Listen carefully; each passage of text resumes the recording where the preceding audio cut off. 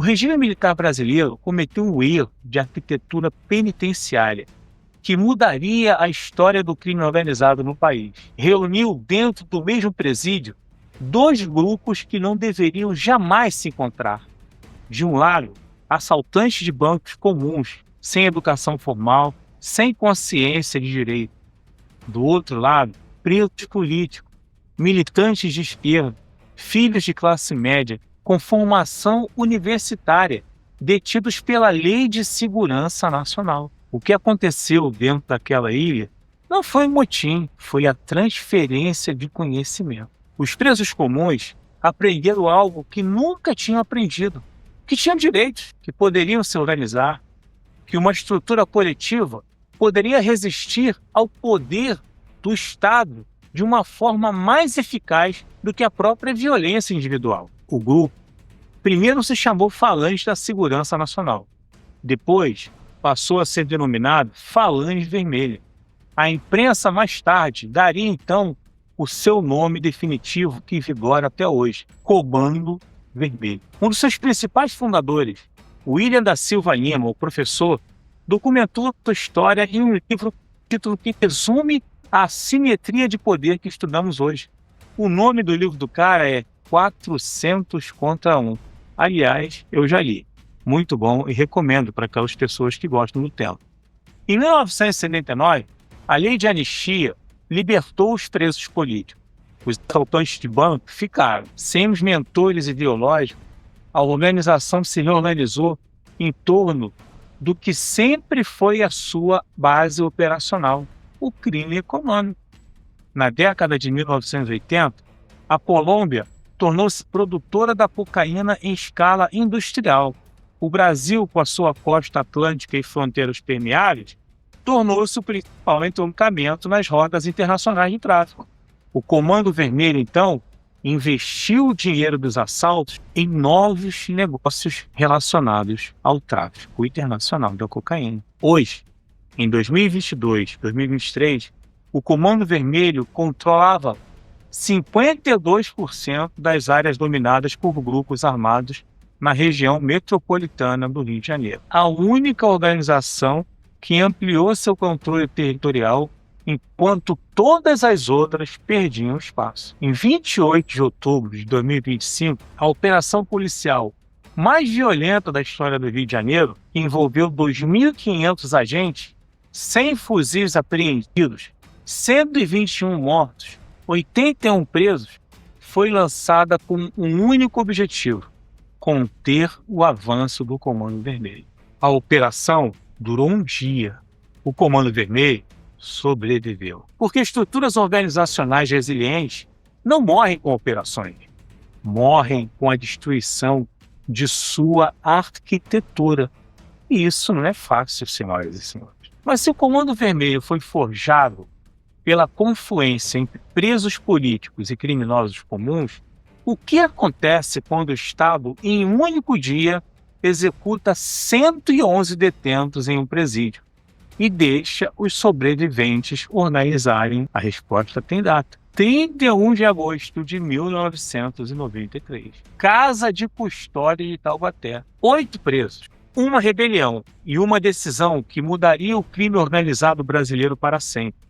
O PCC, o primeiro comando da capital, nasceu com um estatuto, com regras escritas, com uma missão declarada: sacudir o sistema e vingar os 111 mortos do massacre do Carandiru. Mas a forma como essa missão foi executada nas 3 décadas seguintes revela uma sofisticação organizacional que nenhuma agência de inteligência brasileira foi capaz de prever. Enquanto o Comando Vermelho construiu seu poder sobre território e militarização, o modelo da força bruta, o PCC escolheu um caminho radicalmente diferente. Escolheu construir uma pessoa jurídica. Não é metáfora acadêmica. É a forma como os pesquisadores do IPEA e da USP descrevem o modelo.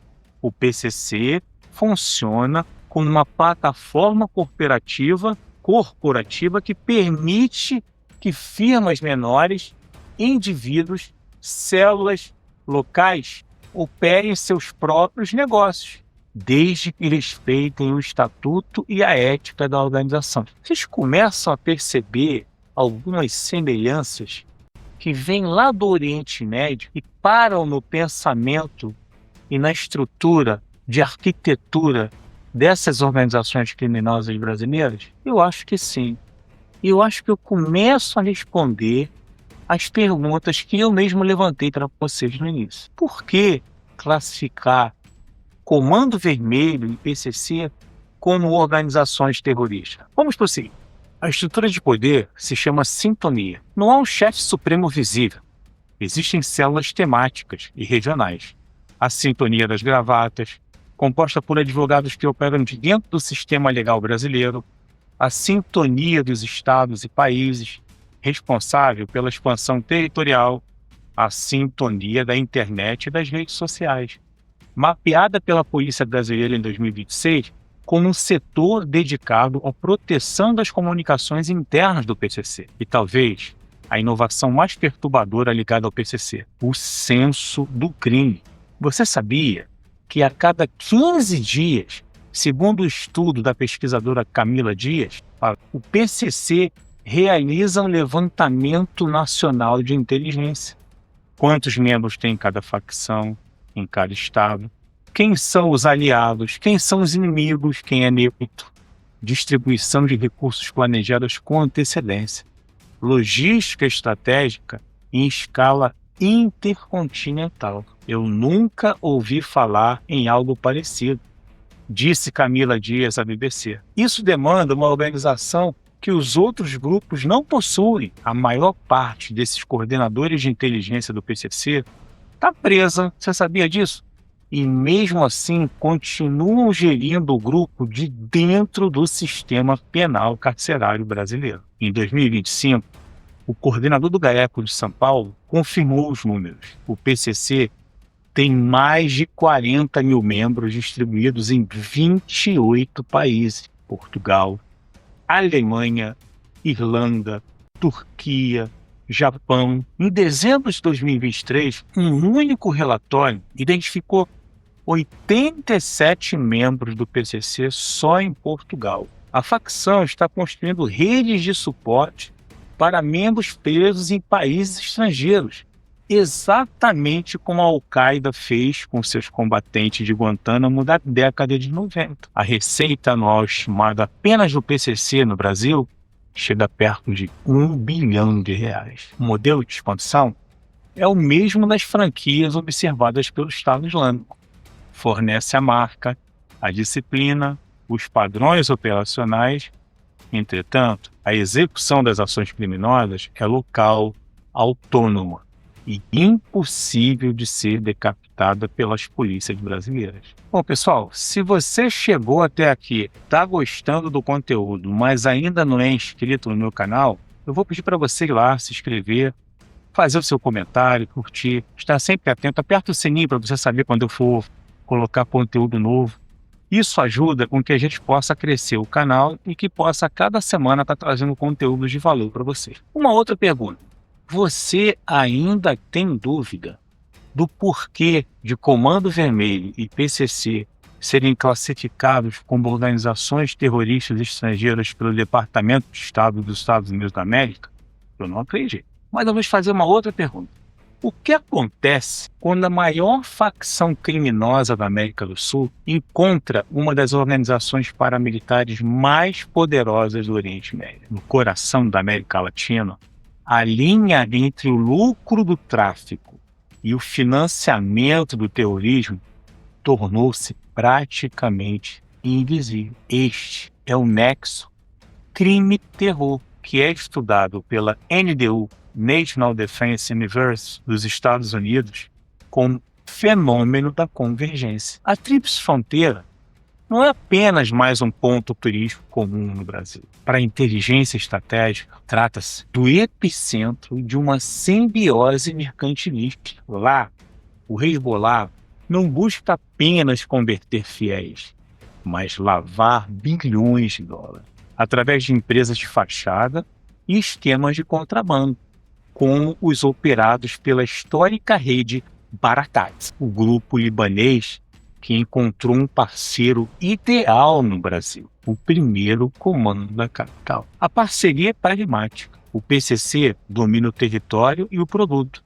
O Hezbollah domina as rotas transcontinentais. Relatórios da Polícia Federal e do DEA indicam uma troca de expertise. Enquanto o Hezbollah facilita a entrada da cocaína brasileira na Europa via África Ocidental, o PCC oferece a proteção logística e o acesso ao mercado ilícito de armas e de documentos falsos aqui no Brasil. Em novembro de 2023, a Operação Trapiche trouxe a evidência definitiva que faltava. O Hezbollah estava recrutando brasileiros, alguns com passagens pelo crime comum, para planejar ataques terroristas em território nacional. A infraestrutura de recrutamento e a movimentação financeira mimetizavam as táticas das facções criminosas locais. O crime organizado já não era apenas uma ameaça à segurança pública,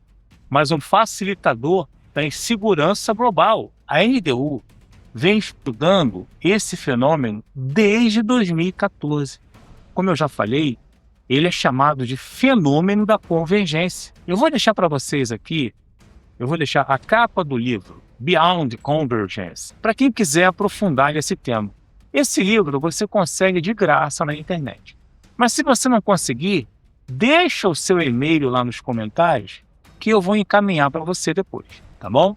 O método de construção desses grupos criminosos brasileiros foi o mesmo que temos estudado durante todo esse episódio. Construção paciente, compartimentalização, legitimidade local e expansão por franquia. A diferença é que dessa vez a organização não foi construída no Afeganistão, no Iraque ou no Irã. Foi construída a 150 quilômetros da cidade do Rio de Janeiro e a 70 quilômetros da cidade de São Paulo. O que isso revela sobre o Brasil que herdamos? E pior ainda, o que isso revela sobre o Brasil que estamos ajudando? A resposta está no único princípio que emerge de todos os casos que estudamos até agora. E ela é mais simples, mais exigente do que qualquer teoria acadêmica possa imaginar. Não há ideologia nessa união, apenas lucro e conveniência. O desafio agora atravessa fronteiras físicas e digitais, exigindo uma resposta de inteligência que entenda, no século XXI, o crime e o terror falam a mesma língua financeira. A soberania nacional depende da nossa capacidade de romper esse elo. Então, você acha que realmente a gente consegue detectar e destruir essas redes? Como que a gente conseguiria desmantelar o crime organizado? Bom, é uma pergunta difícil de responder, mas existem 4 vetores primários que as forças de segurança e até mesmo as forças armadas utilizam para tentar chegar e quebrar a coesão desses grupos. O primeiro vetor é a questão da inteligência humana, chamada de mito. A grande maioria das redes pode ser comprometida de dentro para fora, por infiltração, por traição, por um membro que falou, como por exemplo, Ali Mohammed, na Al-Qaeda, ex-oficial de inteligência egípcio que treinou os primeiros voluntários da rede, incluindo nesse grupo Osama Bin Laden, enquanto servia no exército americano em Force Break. Não é apenas o conteúdo da comunicação que revela uma rede por dentro. É o padrão, a frequência, o timing, a localização, o volume de comunicação. Antes de decifrar uma mensagem, os analistas de inteligência já mapeiam o comportamento de quem está passando a mensagem. E existe um pilar que é muito importante: a inteligência financeira. O dinheiro deixa rastros. Sempre. Qualquer organização que opera com recursos financeiros detectáveis é vulnerável a esse vetor de inteligência.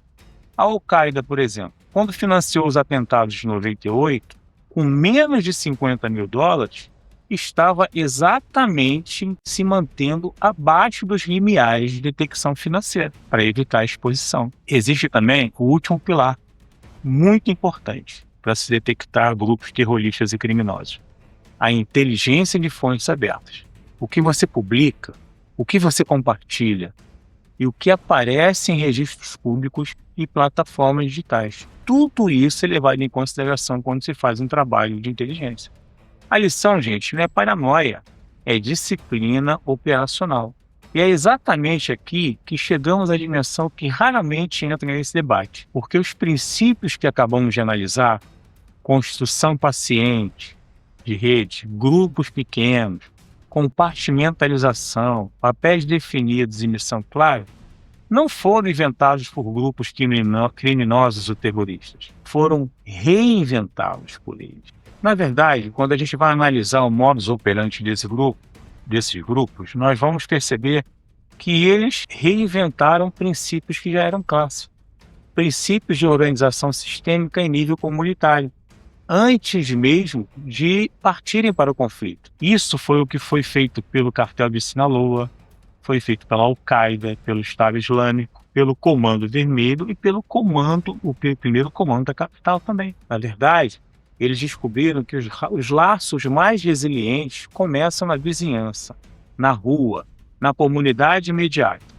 Esses relacionamentos podem sobreviver até mesmo às pressões mais fortes. A história registra com perturbadora regularidade um padrão que desafia qualquer instituição no planeta. Uma minoria pequena, disciplinada, organizada, é capaz de derrotar uma maioria grande, talentosa e desorganizada. Não porque é mais forte, não porque tem mais recursos, mas porque possui uma melhor arquitetura organizacional. Agora me responda uma coisa. No caso de Comando Vermelho e PCC, você acredita que nós temos instituições capazes de derrotar esses grupos? Ou, na sua opinião, essas instituições já estão corrompidas com agentes públicos e políticos que ganham dinheiro para sustentar a criminalidade organizada em plena atuação? Responde para você mesmo. Neil Gaiman, da Universidade de Berkeley, escreveu um artigo muito interessante nesse livro que eu acabei de recomendar para vocês, da Beyond Convergence. O nome do artigo é As Insurgências Gênias. E nesse artigo, ele desnuda a indecente relação entre o poder público e o crime organizado. Olha, não foi à toa que muitos políticos brasileiros quase caíram numa verdadeira histeria quando os americanos resolveram colocar o PC e o Comando Vermelho na lista de organizações terroristas internacionais. Fato é que o crime organizado no Brasil só consegue alcançar o nível de organização que eles possuem quando ele se sustenta pela corrupção e pela conivência de agentes públicos. Foi necessário que um governo estrangeiro reconhecesse uma realidade óbvia, que há muito tempo influencia a sociedade brasileira. Isso não tem nada a ver com partido, com ideologia. O crime organizado, efetivamente, já viola a soberania interna do Brasil faz muito tempo. Vai perguntar para cariocas e paulistanos sobre isso. Dessa forma, pessoal, a pergunta que esse episódio coloca não é sobre violência organizada. Vocês são mais do que carecas de saber sobre isso, mas sim sobre lucidez estratégica. Em um mundo onde os adversários de toda a natureza, sejam eles ideológicos, criminosos ou até mesmo geopolíticos, já estão construindo suas redes enquanto você assiste a esse vídeo, a questão não é se você vai precisar cair na real e montar a sua resiliência organizada. E também não falo sobre rebelião, eu falo sobre consciência crítica, sobre lucidez para votar por seu político. A geração que nos antecedeu construiu instituições imperfeitas, mas construiu redes de apoio mútuo, laços que sobreviveram às suas crises, estruturas que herdamos sem perceber. Pensa bem, nós herdamos o conforto que eles construíram. A questão é, o que nós estamos construindo para as nossas gerações futuras? Estamos fazendo o nosso papel como sociedade? Criamos um sistema jurídico que consegue realmente responder ao desafio que ameaça e paira sobre a sociedade brasileira? Essas são as perguntas inconvenientes que eu deixo para vocês no episódio de hoje. Mas vocês vão ter que trazer a resposta, cada um para si. Então, gente, eu espero que vocês tenham gostado. Eu fiquei devendo esse episódio para explicar um pouco da profundidade do que significa a classificação de Comando Vermelho, primeiro comando da capital, como grupos terroristas estrangeiros.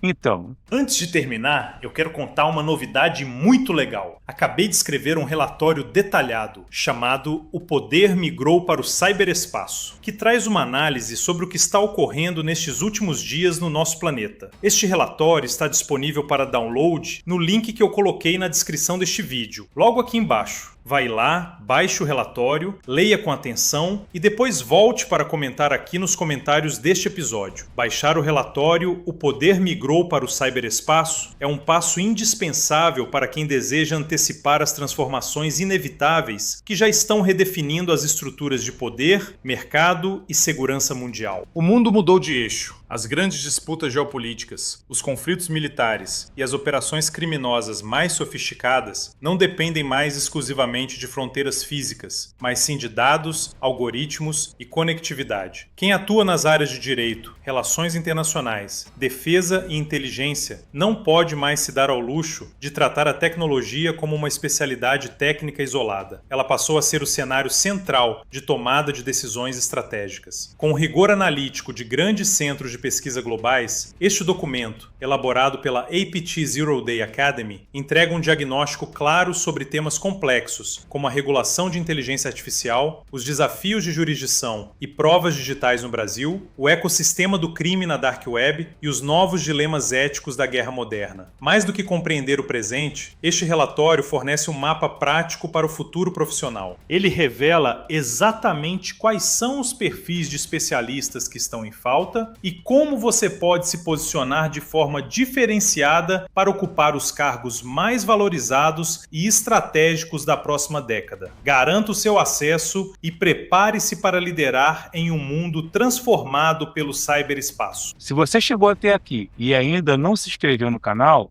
eu dou mais uma chance para você se inscrever. Clique aí no sininho, comente, curta.